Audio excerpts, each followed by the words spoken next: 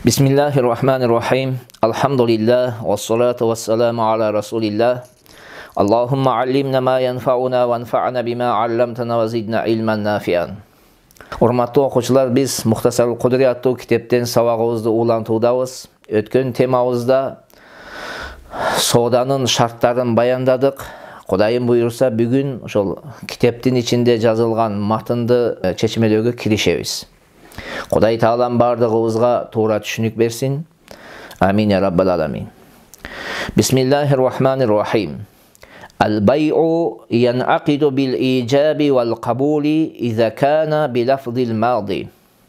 Адаттагындай биринчи сөзмө-сөз которуп алып, андан кийин бул сүйлөмдү чечмелөөгө киришели. Кудри рахматуллахи алейхи айтты: Соода келишими ижаб жана кабул менен байланат, түзүлөт. Эгерде ал экөөнүн сөздөрү өткөн чак этиш менен колдонулган болсо, айтылган болсо. Урматтуу окуучулар, бул жерде бир канча маселени айтуу керек. Эң биринчисиден соода келишими ижаб жана кабул менен болот деди. Өткөн темаларыбызда айттык эле, ижаб деп биринчи сөздү ким айта турган болсо, анын сөзүнү ижаб деп аталат. Мейли ал ижаб биринчи сөздү сатып алуучу айтсын, же болбосо сатуучу айтсын, айырмасы жок. Кардар айтабы, же жанагы соодагер айтабы, айырмасы жок. Мисалыга кардар мен мына ушул китепти сизден сатып алдым десе, бул ижаб деп аталат. Экинчи сөздү айткан кишинин сөзүнө кабул деп аталат. Мен жанагы саттым десе, не болот экен? Кабул деп аталат. Же тескерисинче, сатуучу эмне дейт? Мен ушул китепти сизге саттым десе, тиги кардар эмне дейт? Мен сатып алдым десе, ушул саттым деген сөз биринчи айтылган сөз ижаб болот, экинчи айтылган сөз эмне болот экен? Кабул болуп эсептелет. Эми ушул жерде айта турган сөз эң биринчиден бул эки кишинин сөзү өткөн чак этиш менен болуш керек дейт. Өткөн чак этиш менен болуш керек, саттым, сатып алдым деп. Анан учур чакка, кайсыл элдерде учур чак тил колдонула турган болсо, ал элдерде ошол учур чак тили менен айтышса дагы боло берет. Ошондой эле китептерибизде келет, эгерде келер чак этишти учур чакты ниети менен колдонсо дагы соода сатык эмне болот дейт? Дурус боло берет. Келер чак этишти эмне менен айтасыз? Учур чакты ниет кылып туруп иштетсеңиз дагы соода дурус болот. Соода келишими түзүлгөн болуп эсептелет. Бирок эгерде келер чак этиш жанагы араб тилиндегидей тек гана келер чакка маанисине далалат кыла турган, келер чак маанисин туюнта турган мүчөлөрдү колдонулуп айта турган болсо, анда эмне болот экен? Ал аны менен соода сатык дурус болбой калат. Мисалга, эгерде бир адам айта турган болсо, саабиук, ау сауфа абиук деп, жакын арада сага сатам, же ананыраак сизге сатам деген сөздү колдоно турган болсо, анда буну менен эмне болбойт? Соода келишими байланбайт. Бир. Экинчи маселе, экинчи айта турган нерсе. Бул жерде сөзсүз түрдө саттым, сатып алдым деген сөз маанилерди колдонуш зарыл эмес. Бул жерде эй чыгуу үчүн жана эй чыгаруу үчүн кандай сөз болсо, аны колдонсоңуз жарай берет. Мисалга, эгерде бир киши айтты да, мен мына телефонду атайтук, мен ушул телефонду сага эмне болдум? Бердим, мейли. Сатып алдым, тигиси сатып алдым дегенде мен сага бердим десе, же болсо саттым дегенде тигиси радыйту, мен разымын ошол дегенсе, же айтса хузху биказа, сен ушуну ушунча акча менен мына алгының десе, булардын бардыгы эмне болот экен? Ушул сөздөр менен дурус боло берет. Кыскасы, эй чыгуу жана эй чыгаруу үчүн колдонулган сөздөр менен соода эмне болот? Дурус болот. Ва иза аужаба ахадул мутаақидайни ал-бай'a فالآخر بالخيار إن شاء قبل في المجلس وإن شاء رده فأيهما قام من المجلس قبل القبول بطل الإيجاب. Kudri rahmetullahi aleyhi aytты: Эгерде соода келишимин түзүп аткан кишилер, сатуучу же кардардын экөөнүн бири сунуштарса, экинчисинин ыктыяры бар дейт. Эгерде кааласа, ошол орунда кабыл кылат, эгер кааласа кабыл кылбайт дейт, кайтарат дейт.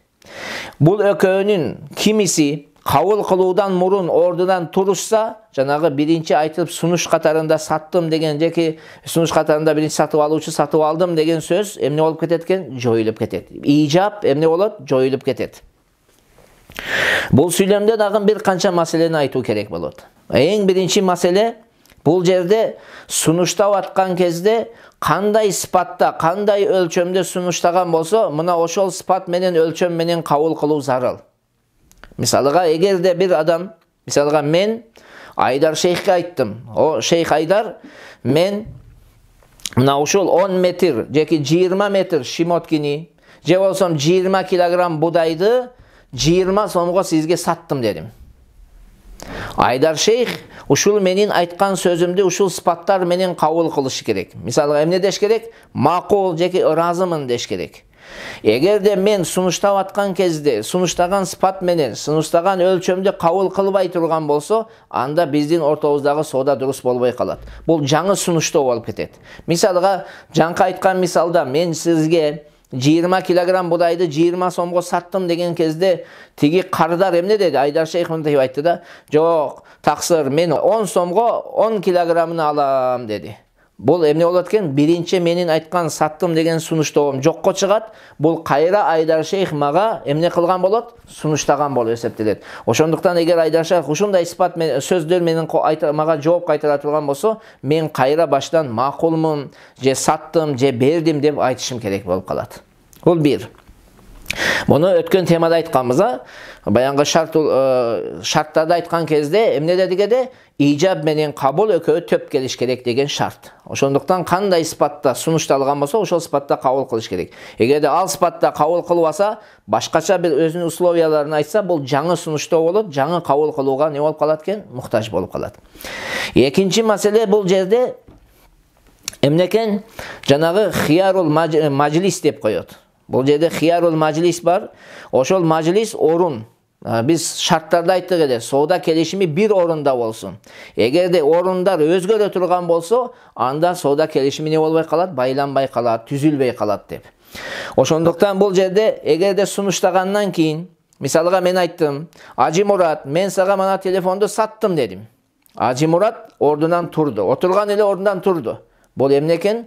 Орун өзгөрдү болуп эсептелип, жанагы биринчи жолу мен айткан "Ажи Мурат, мен сага мына телефонду саттым" деген сөз жоюлуп кетет. Эми ошондон кийин тургандан кийин макул мен сатып алдым десе, ал дурус болбой калат. Мен кайра башыдан эмне кылышым керек болуп калат? Саттым деген сөздү айтышым керек болуп калат. Ошондо гана дурус болот. Бирок мына ушул орун өзгөрүү эки жол менен болот.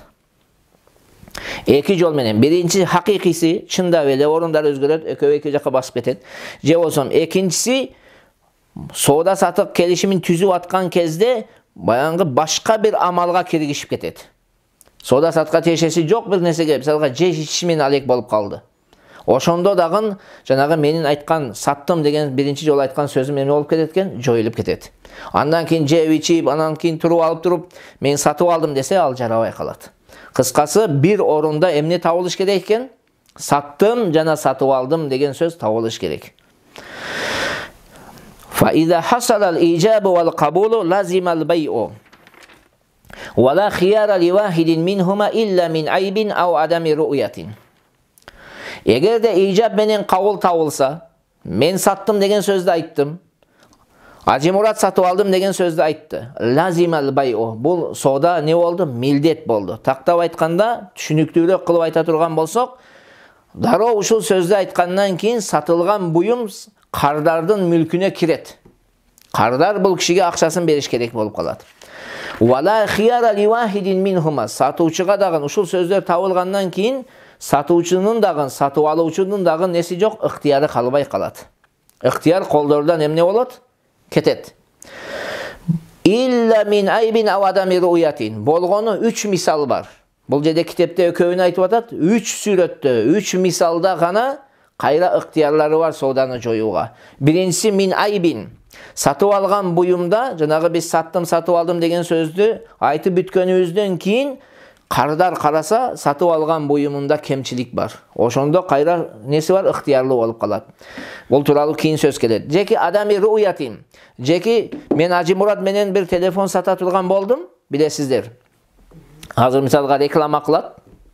Телевизордан көрсөңүз аябай кооз, жаныга барып карасаңыз, сиз айткан сапаттар жок ал нерседе. Кыскасы ошондой көрбөй туруп, эгерде бир нерсени Ажи Мурат менден сатып алды, Sattım, satып aldım деген сөздөр болду. Озмо-оз договор кылдык, кол берип кеттик. Кийин колуна алып караса, Ажы Муратка жаккан сыпатта эмес да. Анда дагы эмнеси болот? Ажы Мурат ыктыярлуу болот. Кааласа алат, каалабаса сооданы кайда эмне кылат? Жоёт. Үчүнчүсү хияру шарт деп коет муну. Хияру шарт дегени бул 3 күнгө чейин, эми Абу Ханифанын көз карашы боюнча айталы, бул кийин келет бул дагы. Абу Ханифа рахматуллахи көз карашы боюнча 3 күнгө ыктыяр алат. Мисалга мынтип айтат да, мен ушуну саттым, бирок мага эмне бер? 3 күн мөөнөт бер. Же сатып алуучу айтат, мен ушуну сизден сатып алдым, бирок мага 3 күн не бер? Ыктыяр бериңиз дейт. Муну хияр, мына ушундай ыктыяр алуу менен дагы ушул 3 күндүн ичинде кайра сооданы жоюуга эмне болуп калат? Укуктуу болуп калат. Wal a'wadu al-musharu ilayha la yahtaju ila ma'rifati miqdariha fi jawazil bay'i. Wal a'wadu al-musharu ilayha la yahtaju ila ma'rifati miqdariha fi jawazil bay'i. A'waz деген сөз, биринчи сөз которуп аlalım да, муфрадаттарыны которуп алуу. Al-a'waz деген сөз, иваз деген сөздүн көптүктөрү. Иваз деп жанагы алмаштырууду айтат, ордун айтат, ордуну. Башкача айтканда, бартер кылынып аткан нерселер дейт да.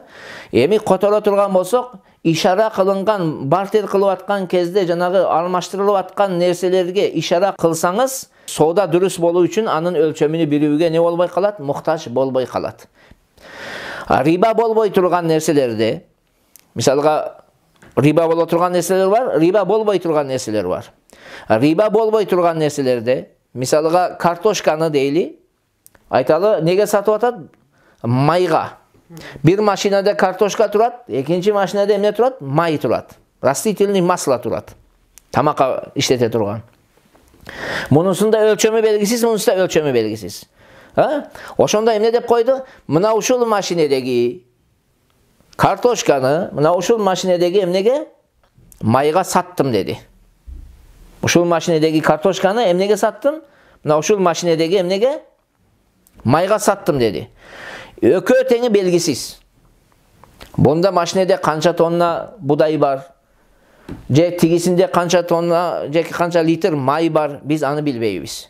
Бирок соода не болот экен? Дурус боло берет экен. Жанында бар болуп туруп, экөөнө ишара кылса эмне экен? Жетиштүү болот. Анын сыпатыны билбегендик, анын канча экендигини билбегендик, эмнеге алып барбайт? Талаш тартышка алып барбагандыктан бул соода эмне болуп калат? Дурус болуп кала берет. Бирок эгерде ушул жерде, ушул маселеде риба боло турган нерселер болсочу. Мисалга будай, бул машинада да будай турат, бул машинада да будай турат. Айтат, мына ушул машинадагы будайды мына машинадагы будайга саттым дейт. Риба боло турган нерселерде. Анда соода эмне болбой калат экен? Дурус болбой калат. Өлчөмүнү билбейинче соода дурус болбойт. Себеби бири көп, бири аз болуп, сүткорлук, риба, процент болуп калышы эмне болсо бар? Ыктымалы бар, ал харам болуп калат. Çünkü والأثمان المطلقة لا تصح إلا أن تكون معروفة القدر والصفة. Mutlak aytılgan akça, sıfatın, ölçümün, bayandabay aytılgan akça atala turgan bolso, anda ölçümü menen sıfatı bilinse gana, oşonda sooda emne bolup kalat? Durus bolot deydi. Mutlak akçalardın sıfatı menen ölçümü bilinse gana durus bolot deydi. Ушул жерде, урматтуу окуучулар, бир нерсеге маани беришибиз керек. Бир эреже, ушул эрежени жакшы эсиңиздерге сактап алсаңыздар, араб тилинде көбүнчө бул иш берет, бизде дагы эле иш бере берет. Эми караңыз, эреже кандай? Акча деп эмнени айтат? Биз азыр бартер кылганда кимиси акча болот, кимиси товар болот. Ошону билип алышыбыз керек. Dirham менен динар, же болсун биздин мына кыргыз сомубуз, булар дайыма аты эмне деп аталат? Саман, акча деп аталат. Dirham, динар, акча эмне экен? Дайыма акча деп аталат. Ал эми предметтерчи, буюм. Мисалы жанагы бартер кылган кезде будайды картошкага алмаштырып атпайбызбы? Бунда кандай болот десе карайбыз. Предметтер кыямиби, кыями дегени жанагы окшошу жокторду айтат. Жанагы кой, уй, төө, жылкы. Эгерде ушундай нерселер боло турган болсо, булар дайыма эмне болуп эсептелет? Товар болуп эсептелет. Буларды акча деп баалабайт. Буларды эмне дейт экен? Дайыма товар дейбиз. Сатыла турган буюм деп аталат. Эми булардан сырткаргылары, жанагы будай, картошка сыяктуу окшошу барларды мисли деп коет го. Будай, арпа, жүгөрү дейли. Бул нерселер кандай десе, эми карайбыз. Эгер акчага сатылса, анда бул предметтер эмне деп аталат? Маби деп аталат, товар деп аталат. Ал эми эгерде жанагы предметти өзүнө окшогон нерсеге менен бартер кылса, мисалга мислини мислиге деп коелу, бартер кыла турган болсо, бир тарабы айталы картошка турат, экинчи жагында эмне турат? Будай турат. Картошканы будайга алмаштырып жатат, бартер. Булар экөө тең мисли. Бири таразамен талтаса, экинчиси жанагы идиш менен өлчөлүп бере турган нерсе дейли. Эми карайбыз. Бири нак, бири насия боло турган болсо, анда насия жагы эмне болот? Насия жагы акча болуп эсептелет, нак жагы товар болуп эсептелет. Кимиси насия болсо, ошол жагы эмне экен? Акча болот. Нак жагы эмне дейбиз? Товар болуп эсептелет. Жаңкы мисалда будай менен картошка дегенибизде, будай накбы? Значит, будай эмне экен? Сатыла турган буюм. Картошка насиябы? Значит, ал эмне экен? Акча деп эсептейбиз. Акча деп эске алышыбыз керек болот. Ал эми эгерде экөө теңи нак болсочу, мисалга будай менен арпа турат, экөөнү алмаштырмакчы. Анда карайбыз. Араб тилинде айткан кезде кимисинин башында би тамгасы же ала тамгасы колдоно турган болсо, ошол не болуп эсептелет? Акча болот. Ал эми би тамгасы неме колдонулбай турган болсо, эмне болуп эсептелет экен? Товар болуп эсептелет. Мисалга мындай дейли, биту хазал хатиф би хазал китаб десеңиз, мына ушул телефонду бул неге саттым? Китепке саттым десеңиз, ушунда эмне болду? Би кайда келди? Би китептин астында келдиби же телефондун? Китептин. Значит, китеп бул жерде эмне болуп эсептелет? Акча болуп эсептелет. Ал эми телефон товар болуп эсептелет. Карайбыз да, бини эмненин астында колдонулса, кайсыл сөздүн астында келсе, ошону эмне деп коет экенбиз? Акча деп коебуз. Эми китепке кайталы. Вал асманул мутлака. Асманы мутлака дегени бул ишара кылынбады, жөн эле айтылды деген сөз. Мына будайды бул майга дегенде жанагы биринчи мисалдагы да эмес, жөн эле эмне деп койду? Акчаны атап койду. Мисалга, мисал бере турган болсок. Бир адам мынтип айтты да, мен мына ушул товарды, мына ушул телефонуңузду эмне деди? Акча менен сатып алдым деди. Акча деп койду. Же болбосо мен ушул товарды сизден эмне менен? Будай менен сатып алдым деди. Же арпага сатып алдым деди. Же жүгөрүгө сатып алдым деди. Ушуну не деп коет? Асмани мутлака деп коет.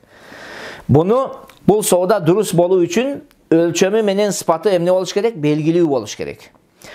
Кантип айтыш керек? Мен мынау телефонуңузду 1 тонна будайга, же 1 тонна арпага, же мынча грамм алтынга, же мынча грамм күмүшкө деп ачык айкын эмне кылышым керек? Айтышым керек болот. Эгерде ушундай өлчөмүнү жана сыпатыны айтпай турган болсом, анда ал соода эмне эмес? Дурус эмес. Асмани мутлака дегенден максат эмне экен? Кысасы ишара кылынбаган эмнелерди айтат? Жанагы алмаштырып аткан нерсени айтат. Ишара кылынган болбосо, анда биз эмнесин билишибиз керек? Өлчөмүнүн да, сыпатын дагы баяндалыш керек. Мисалга дирхам боло турган болсо, бул Бухаранын дирхамы, же Египеттин дирхамы эски доорларда алсак, же Саудиянын дирхамы эски доорларда алсак, булардын ар бири бардыгы дирхам колдонгон, бирок сыпаттары не болгон? Ар башка болгон. Ошондуктан биз өлчөмүнү, мисалга өлчөмү дегенде 10 дирхам. Анан кайсыл жердики десе, Бухараныкы же Египеттики же палан жердики деп колдонушубуз керек болуп калат. ويجوز البيع بثمن حال ومؤجل إذا كان الأجل معلوما. Нак жана насия акчага сатууга болот дейт. Эгерде мөөнөт не болсо, белгилүү болсо. Соода саттыкта сөзсүз түрдө нак соода деген түшүнүк жок. Сооданы биз кааласак, нак сатсак да болот. Мына телефонду мен нак 10 сомго сатсам да эле боло берет. Кааласам ушуну эмне менен мөөнөт коюп сатсам да эле боло берет. Мисалга, сентябрь айында акчасын берсеңиз болот деп туруп сатсам некен? Болот. Сентябрь айында, мисалы мөөнөттү не дедим? Сентябрь айынын 1-чи числосунда бересиз дедим. Ушундай мөөнөттү даана белгилүү кылып айтыш керек. Эгерде белгисиз бир мөөнөттү айта турган болсоңуз, анда дурус болбой калат соода. Мисалыга түшүм чогулта турган убакытта берсеңиз болот десеңиз, сода дурус болбойт. Неге? Себеби түшүмдөр жанагы биз эккен эгиндерге жараша ар башка убакытта эмне болот? Чогултулат. Будайдын өзүнүн мөөнөтү бар, чогулта турган, алмаларды ананыраак чогултабыз, тарбыздарыбыз ананыраак болот, капусталар ананыраак болот. Кыскасы, ар кимиси ар башка убакытта эмне болот? Чогултулат. Белгилүү болбогондуктан бул соода дурус болбой калат. Ошон үчүн биз датаны белгилеген кезибизде, насыя сатканыбызда, датаны даана четишип алышыбыз керек. Кайсыл мөөнөттө сен төлөйсүң, ошол мөөнөттү атап коюш керек. Белгилүү бир мөөнөттү аташ керек. Ошондо соода дурус болот, насыя саткан кезде. Себеби эгерде биз жанагыны белгилебесек, даана белгилебесек, кийин белгисиз бир мөөнөттү атап койгон болсок, сатуучу менен сатып алуучу бири эртерээк акчасын алууну талап кылса, экинчиси кечигип берүүнү максат кылат да, көздөйт. Экөөнүн ортосунда чыр-чатактар чыгышы мүмкүн болуп калат. ومن أطلق الثمن في البيع كان على غالب نقد البلد. ومن أطلق الثمن في البيع كان على غالب نقد البلد. Эгерде бир адам соода кылып жаткан кезде акчаны мутлак атады. Акчаны айтпады, Бухаранын дирхамы же болбосо Египеттин дирхамы дебейли, мен сага дирхам берем деп койду. Анда 10 дирхам берем деди да. Анда карайбыз. Ошол кайсыл мамлекетте жашап жаткан болсо, ошол мамлекетте кайсыл акчаны көбүрөөк иштете турган болсо, мына ошол элдин неси милдет болот? Дирхамы милдет болот. Ошол элдин несине милдет болот экен? Дирхамы. Мисалга мынтип айтып койду, жана мисалдагыдай. Мен сага 10 дирхамга ошол телефонду саттым деди да. Же 20 дирхамга саттым деди. Эми карайбыз. Ошол мамлекетте кайсыл түрдөгү дирхам? Бухаранын дирхамы көп иштетилеби? Египеттикиби же башка жердикиби? Же биздин азыркы доордагы немени алай турган болсок, мен сага 10 акчага саттым деди да. Эми карайбыз, биздин Кыргызстанда доллар көп иштетилеби? Көбүнчө иштетилеби же рубльбу же кыргыз сомбу? Значит, бизде кыргыз сом. Значит, ал жанагы 10 акча дегенин максат эмне экен? 10 сом болот да, 10 сом бериш керек болуп калат. Fa in kanat an-nuqud mukhtalifatan فالبيع فاسد إلا أن يبين أحدها. Jeki yubayyana ahaduha deb shunday söylemlerde kelgen eken. Эми караңыз, ал эми эгерде акчалардын курстары ар башка боло турган болсочу, бириники жокору, мына доллардыкы жокору, кыргыз сом төмөнүрөөк, российский дагы ошондой боло турган болсо, бардыгы иштетилип, анда соода не болот дейт? Бузулат.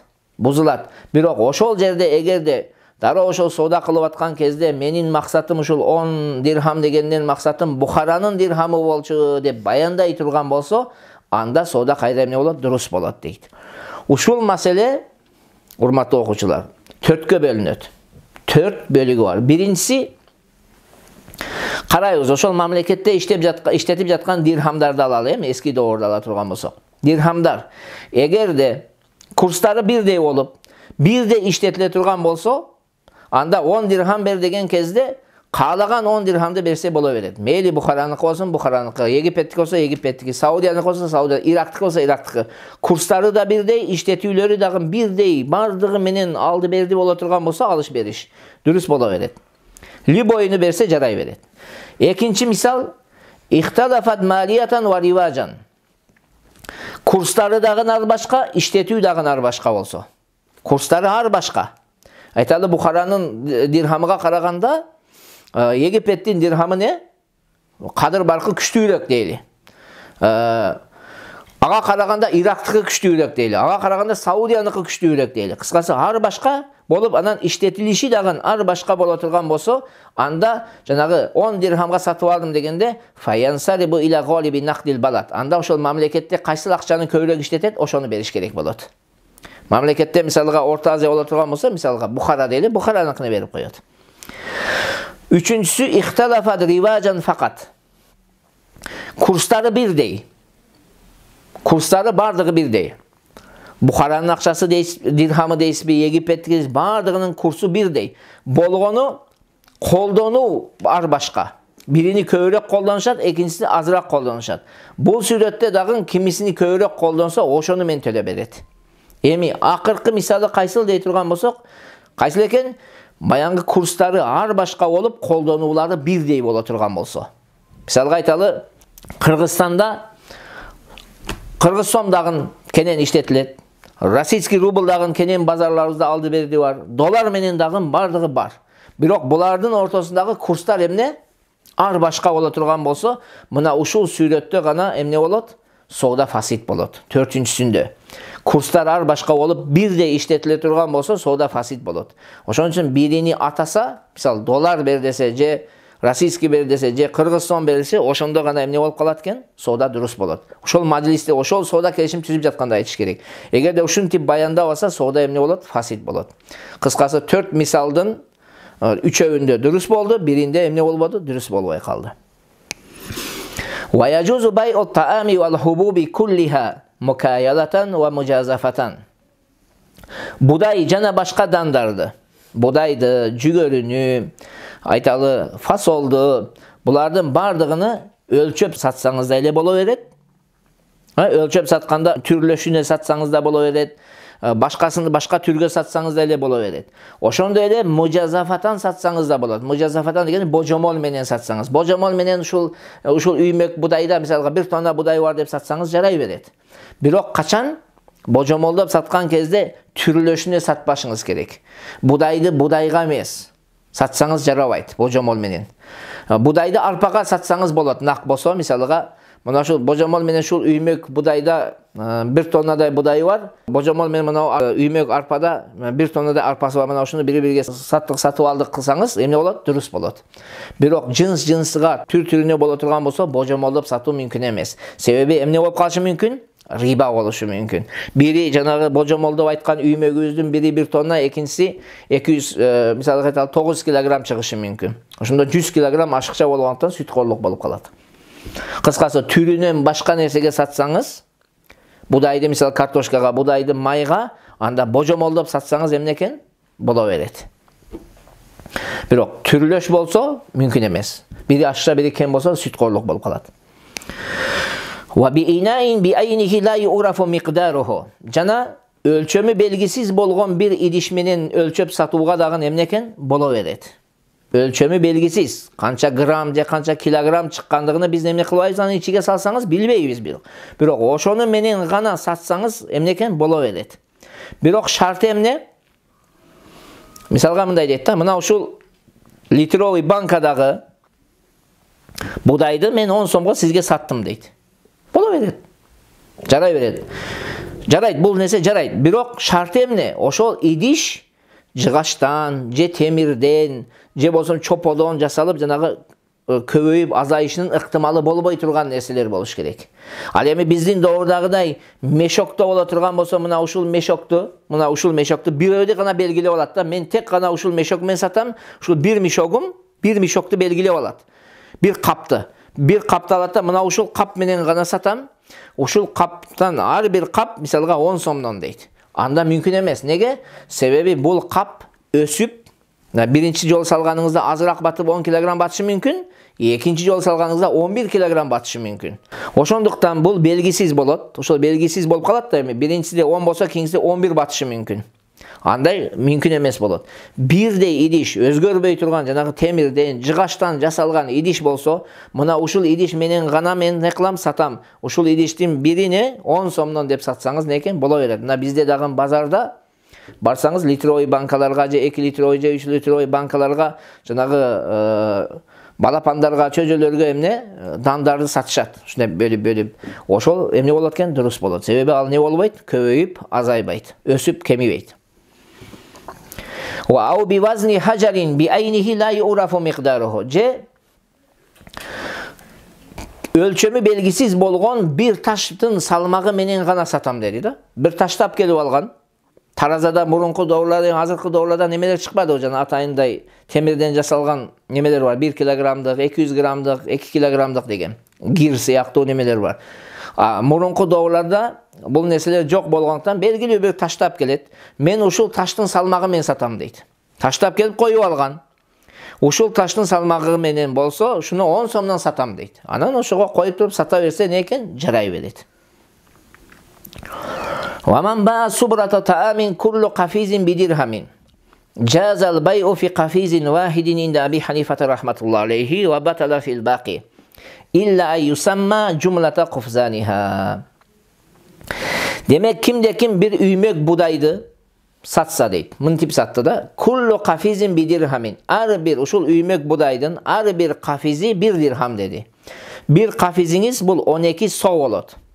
12 so. Eğer de sonu biz 3 kilogram 200 gramdan desek, o şunda esepteginseniz bocamal menen bir 40 kilogram tegereginde değil. 40 kilogramda ar bir 40 kilogramını ne dedi? Bir dirhamdan satam dedi. Şimdi ar bir 40 kilogramda bir dirhamdan satam dedi. Cazal bay'u fi kafizin vahidin inde Abi Hanife. Abu Hanife aytat, o birinci janağı 40 kilogramda tüzgön kelişim dürüst bolot. Kalganında ne olot? Joyulup ketet deydi. Mümkün emes deydi. Birok eğer de oşol jerde atasa, oşul üymek budayda 40 kafiz misalga ne var? Buday var. Oşonun har birini men bir dirhamdan sattım dese anda dürüst bolot. Bol janağı dürüst bolboyt degeninin sebebi emne sebepten? Eki nerse belgisiz bolup jatat. Biz soda satıksının şartlarında emne dedik ede? Satılgan tavar belgili oluş gerek. Kança kilogram ekenligi belgili nerse olsun. Akçası belgili oluş gerek. Emi bul jerde hazır bir üymek buday turat. Uşunun har bir mişogunu deyli 10 somdan sattım dedi. Kança mişog ekenligi belgisiz. Kança som bolgondugu belgisiz. Muna oşol sebepten Abu Hanife bolsa o da dürüst emes deydi. Oşonduktan kara sözünü olansın karasanızdan. Eğer de bardığını esepte atasa şunda 40 mişog var deyip. Oşonda emne olup ketet kayra? Dürüst bolup ketet. Ve qala Abu Yusuf ve Muhammed yasihu fil vechayni. Alemi Abu Yusuf jana İmam Muhammed rahmetullahi aleyhilerinin göz karaşı boyunca ekiten misalda dürüst bolot deydi. Bardığını atasa da dürüst bolot, kança mişog kilogram ekenligini, kança kilogram ekenligini atavasa da elemne bolot deydi, dürüst bolaveredi deydi. Köyünce fiqh kitaplarda kelet, janağı Rasmul Mufti'de kelgendey, şu muamalat meselesinde Abu Yusuf jana İmam Muhammed'in sözüne emne veriledi, fatva veriledi. Oşonduktan bul meselede dağın adamlarga oңой bolуу maksatında taysiran emne deybiz? Şakirtlerinin sözüne ne verilir? Fatva verilir. Sebebi bu kişilerin dağın özlerinin dalilleri var. İmam Ayindar'ın köz karaşı boyunca bir üymek buday turat, uturu ölçöp emnesi belgili olup kalat deydi. Akırına bardığını ölçögen kezde kança buday var ekenligi, jana kança son bolgondugu bir açık bolup kalat deydi. Ошол жерде ölçösөңүз дароо бул белгисиздиги жоюлуп кетет дейт да. Булар дурус болот дейт. Ошон үчүн ушул нерсеге эмне берилген? Урматтуу окуучулар, ушул маселеде шакирттердин сөзүнө фатва берилген. Ушул жерде сабагыбызды токтотолу. Ассаламу алейкум ва рахматуллахи ва баракатух.